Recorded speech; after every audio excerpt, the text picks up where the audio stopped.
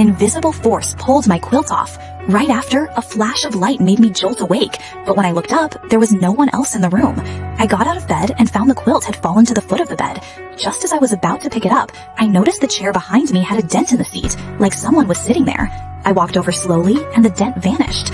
I tossed the quilt onto the chair. Nothing seemed wrong. I thought I must have been overthinking, so I tried to pull the quilt back to go back to sleep, but the quilt felt like it was being stepped on. I couldn't yank it no matter how hard I tried. I turned around, and there, on the quilt, were a pair of big footprints. Worse, the footprints were moving closer to me. Terrified, I screamed for my friend to help. My friend rushed in at the sound, but saw nothing out of the ordinary. I knew this wasn't a hallucination. It wasn't the first time something like this had happened.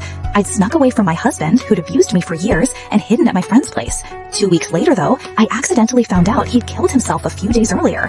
When I heard that news, my mental state instantly improved. At long last, my miserable days were over.